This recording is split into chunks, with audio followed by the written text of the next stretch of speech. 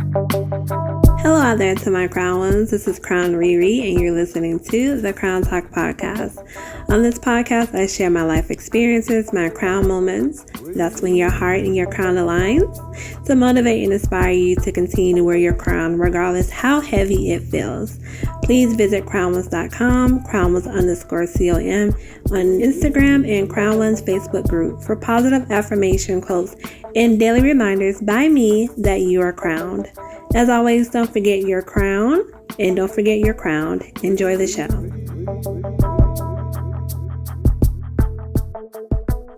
Hello out there to all the crown ones. This is Crown ReRe, and this is the Crown Talk podcast. And this episode of the Crown Talk podcast is titled The Adjustment, inspired by the adjustments that we had to make last week as far as the outcome of the election and also daylight savings.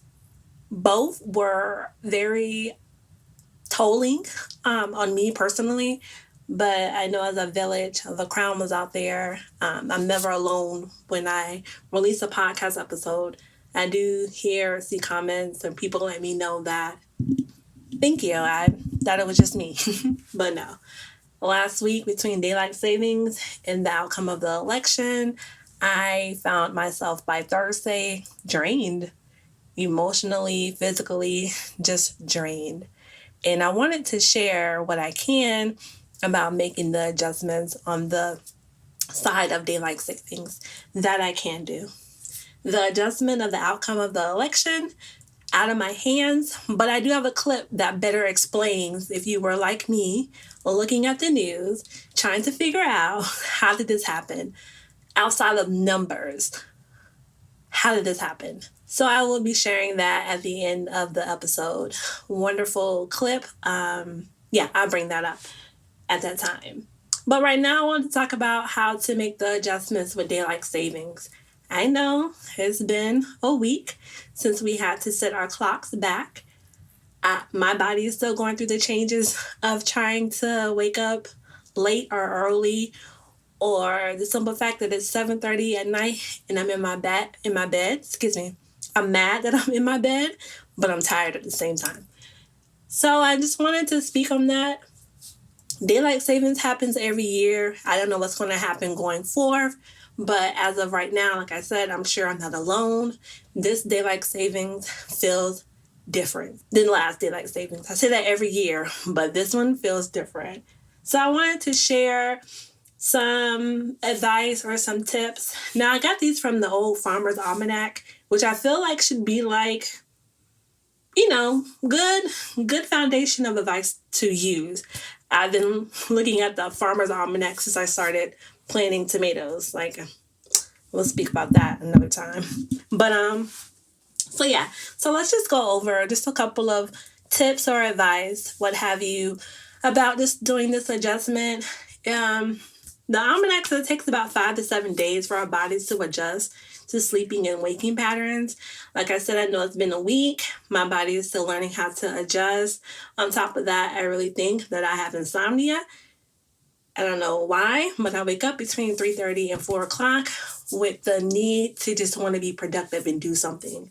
And going back to sleep or making myself go to sleep it makes you more tired. So with that being said, the first thing we can do is practice good habits.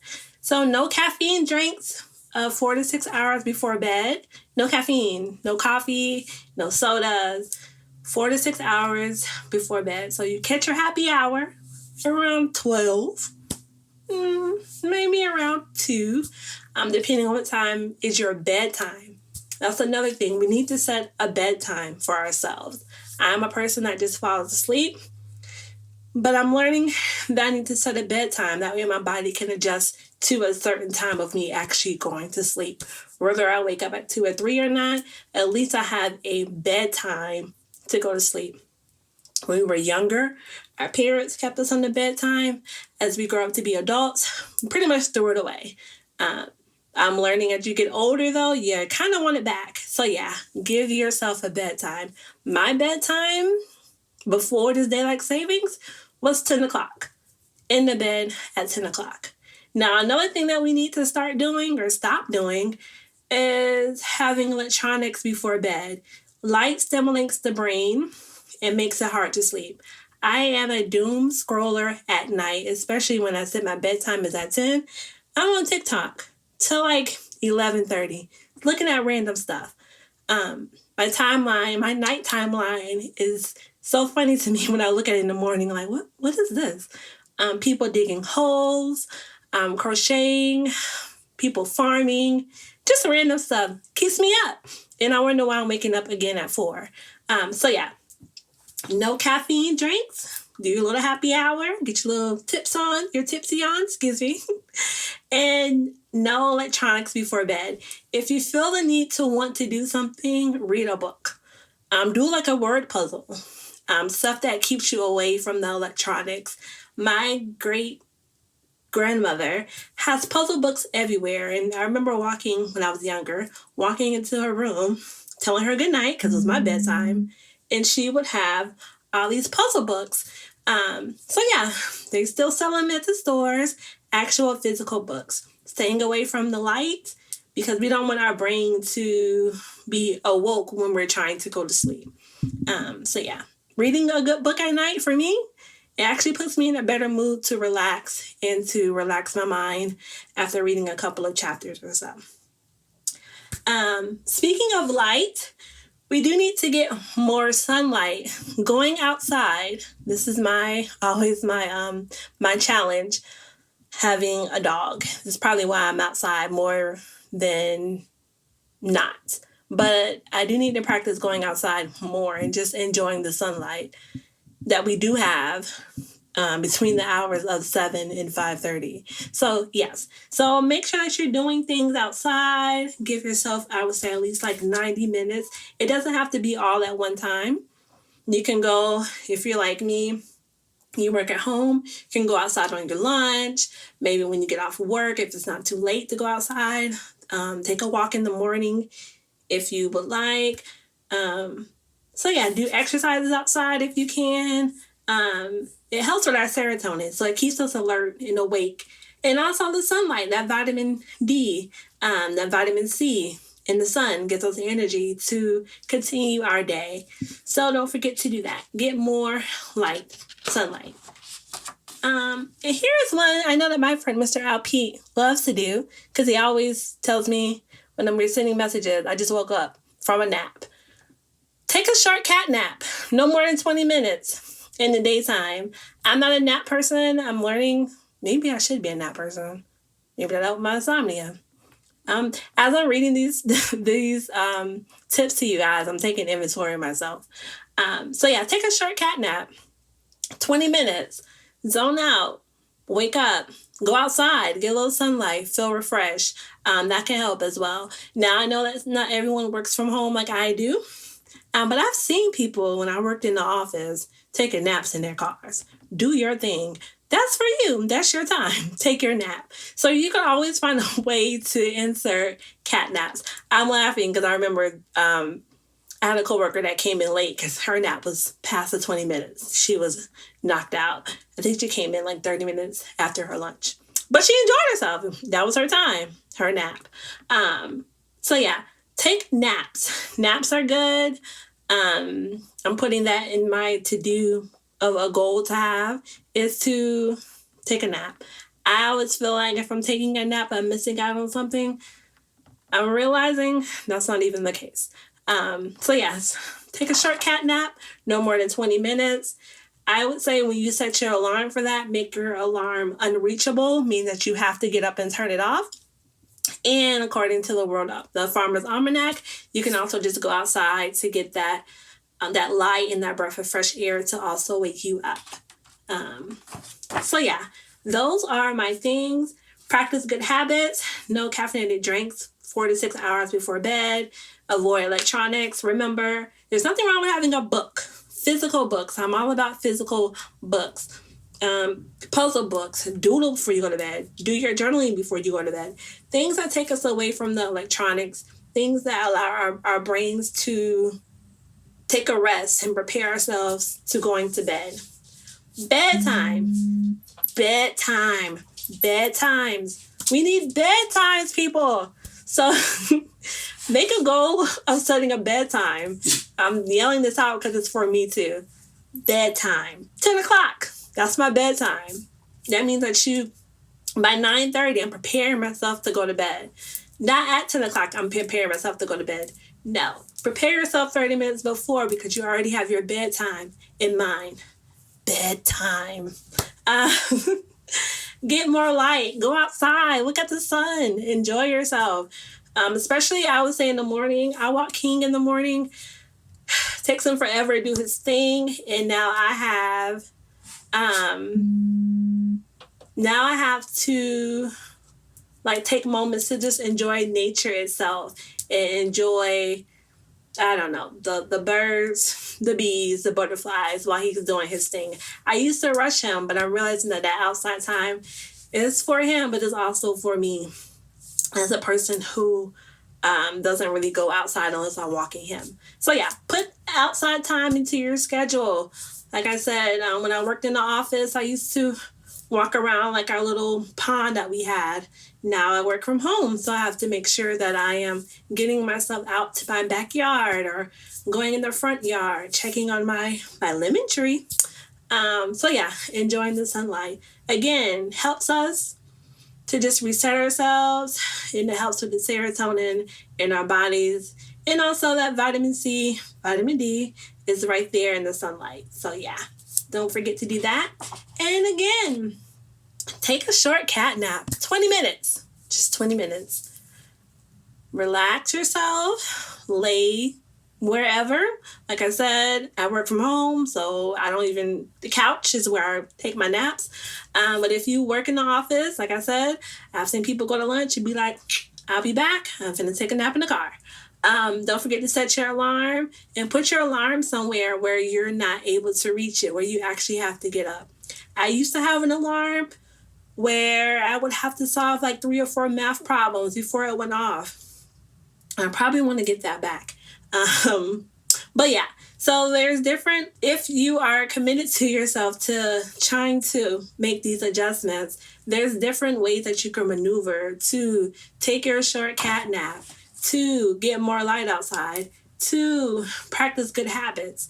Now, this right here is a bonus challenge. Well, I guess I'll put it in there. So yeah, going to bed and getting up at the same time. That's for me. That's my challenge for next week, is to set a bedtime and wake up at the same time because I hit snooze a lot. So yeah, that's my crown moment challenge for myself. But yeah, I just wanted to share that again.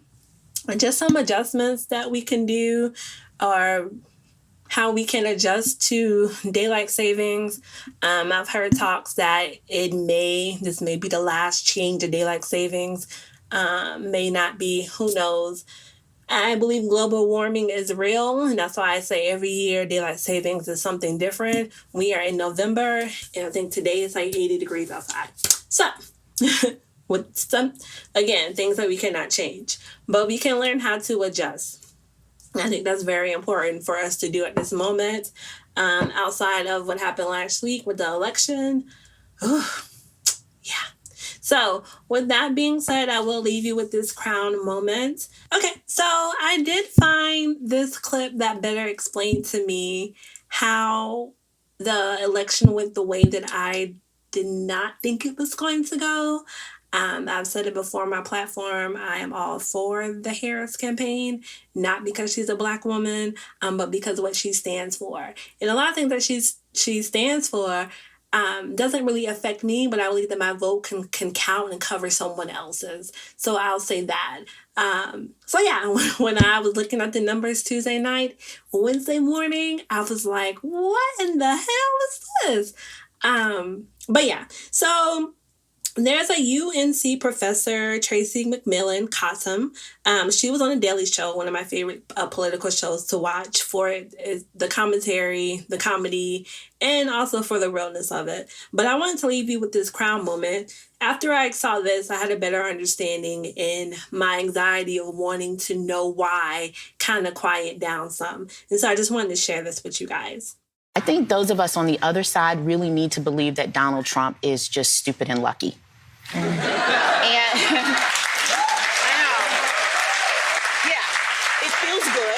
It explains away a lot of stuff if he is.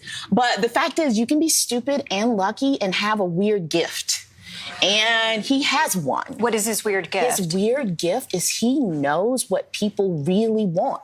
Not what they say they want, not what they report to a pollster, not what they say at Thanksgiving dinner. What he has been consistently good at since he entered into electoral politics is he goes to the heart of what they really want. They want to feel like they're winning, even if everything around them says they're losing. They want to feel like someone is fighting for them, even when it's obvious he's only fighting for them himself. They want to think that they are on the precipice of owning a great country at the height of its history, right? And he is willing to tell people anything. Right. And that is very useful when you're trying to tap into people's, I think, deep anxieties and their desire to be deluded about reality. It doesn't have to be factual. He doesn't have to actually have a policy in place. He can just say, oh, the border, I'll fix it. Yeah, and this really flummoxed Democrats who kept saying, but where's his plan? Where's his plan? People don't care about plans nearly as much as we thought they did, right? And I think, truly, I think that is a lesson for us. I think that professional politicians and administrators and the people we elect, they should know plans, right? And certainly they should exist out there for those of us who do want to know about them. But I think most Americans just want a really good story about how their lives are going to be better. And in this election, whether that story resonated with you or not, Donald Trump's story was simple and you could remember it and you understood it. Things are bad, I will make it good. Wow. Everybody gets that story, right? It's fairy tale 101. You can't counter that with policy proposals. Right. Right? I know we wish that's how people made decisions, but it's not. People make decisions from gut and instinct and feeling. So yeah, that was Tracy McMillan Cottom. Again, I was looking for any type of explanation that would just resonate with me and say, okay, I get it. In her explanation, which again, I get it. Yes, I get it. I'm just thinking like, how come more people don't want policy or change? And I was a person that kept saying like, but what is his plan? Like he doesn't have a plan. And, I guess I was the minority of that, asking what about the plan, and the majority just didn't care. So yeah, I just wanted to play that to the Crowners out there who, like I said, I never feel like I'm alone in our Crown village, and I appreciate that. And just like I said, just trying to find the understanding of that. So thank you again, Tracy McMillan Cottom, for being brave and saying that Trump has a weird gift, because to me it is weird. So thank you. So I'll leave you with that Crown moment. Thank you again to all the Crowners out there who are pressing play. I appreciate it. I apologize for the ghostness. I've been working and going to school, working on my bachelor's degree in human services and trying to figure out where to go from there. But I never lose my passion of podcasting and having my voice be heard. That was one of my reasons and intentions for the Crown Talk podcast, is to share Crown moments and have the Crown Talk with all the Crowners out there and use my voice for good. So thank you again for pressing play. I appreciate it. You can find me at crownones.com, crownones_COM. Don't forget you are crowned, and don't forget your crown. Thank you. Thank you once again for pressing play and listening to the Crown Talk podcast. I hope this episode and every episode inspired you to be a greater crown individual and not to take your crown moments for granted. This episode was produced by Mr. Al Pete. Please visit MrAlPete.com and MPNLLC.com to listen to Mr. Al Pete's podcast and other cool adults in the MPN neighborhood. Please visit and subscribe to CrownOnes.com. Please follow CrownOnes_COM on Instagram and CrownOnes Facebook group to stay current on new episodes and new blog posts by me or other featured bloggers. Don't forget you are crowned, and don't forget your crown. Thank you.